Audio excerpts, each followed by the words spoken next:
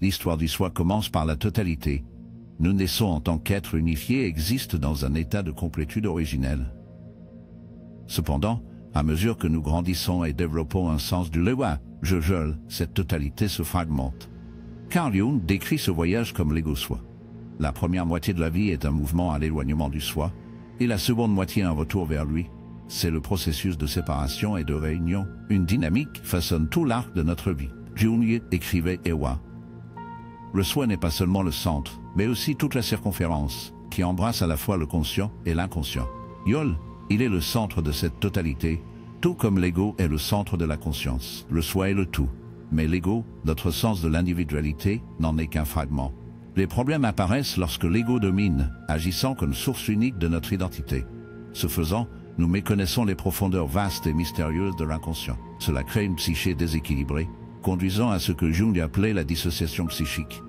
La tâche est alors de combler ce fossé et de récupérer l'unité que nous avions jadis, la totalité originelle qui sommeille en nous. Paradoxalement, pour aller de l'avant, il faut regarder en arrière.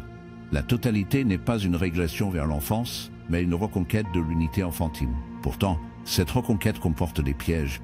Par exemple, le désir de rester dans le cercle protecteur de la mère, un état de dépendance, entraîne une stagnation. Voici l'archétype du Jila Manchiljo, un adulte qui n'a pas réussi à grandir. La véritable maturité nécessite d'intégrer l'enfant intérieur archétypal, tout en embrassant la responsabilité. Friedrich Nietzsche offre une profonde compréhension de ce processus dans Lieba. Ainsi parlait Zarathustra. Il considérait l'enfant comme la métamorphose ultime. Il écrivait Yewa, l'enfant est l'innocence et l'oubli, un nouveau commencement, un jeu, une roue qui se meut d'elle-même, un premier mouvement, un oui sacré. La métaphore de l'enfant représente un retour à la créativité et au jeu essentiel de la vie. L'enfant signifie une rupture avec le poids des fardeaux passés et des attentes sociales, une renaissance dans la spontanéité et l'imagination. Cependant, cette transformation est loin d'être simple. En tant qu'adultes, nous réprimons les qualités de jeu et d'émerveillement au profit du sérieux et de la responsabilité. Notre enfant intérieur reste enfoui sous les rôles que nous assumons, les attentes que nous cherchons à satisfaire et les masques que nous portons pour naviguer dans la vie sociale. Pourtant, cet enfant demeure en nous, aspirant à s'exprimer. En l'absence d'intégration, nous pouvons aspirer inconsciemment à cet état d'être. Nous percevons ce désir dans notre nostalgie du passé ou dans notre attrait pour des histoires et des mythes qui ravivent notre sens de l'émerveillement. Les enfants vivent dans un monde d'animisme, un état où tout est vivant et porteur de sens. Les objets deviennent des compagnons de jeu, imprégnés d'histoire et de personnalité. Cette projection créative n'est pas un simple escapisme, mais une partie essentielle de leur lien au monde. Jung reconnaissait l'importance profonde de cet état imaginatif, écrivant Yeba le principe dynamique de la fantaisie et le jeu, une caractéristique également de l'enfant, et en tant que telle, elle semble incompatible avec le principe du travail sérieux. Mais sans jouer avec la fantaisie, aucune œuvre créative n'est encore jamais née. La dette que nous devons au jeu de l'imagination est incommensurable. Se reconnecter à l'enfant intérieur, c'est redécouvrir cette vitalité imaginative. Il ne s'agit pas de retomber en enfance, mais plutôt d'embrasser la capacité de créativité, de joie et d'émerveillement dans nos vies d'adultes. En intégrant cette part de nous-mêmes, nous ouvrons la porte à un état de conscience élevé, un état qui nous permet de nous engager plus profondément avec la vie. La vitalité imaginative ne consiste pas à redevenir enfantin, mais plutôt à accueillir la capacité créative, joyeuse et pleine d'émerveillement dans notre vie adulte. En intégrant cette part de nous-mêmes, nous ouvrons la porte à un état de conscience accru, qui nous permet d'aborder avec plus de profondeur les complexités et les mystères de la vie. Jung parlait souvent du processus de désintégration et de réintégration comme de l'essence du développement humain. Nous naissons entiers, nous nous désagrégeons et nous devons nous reconstituer.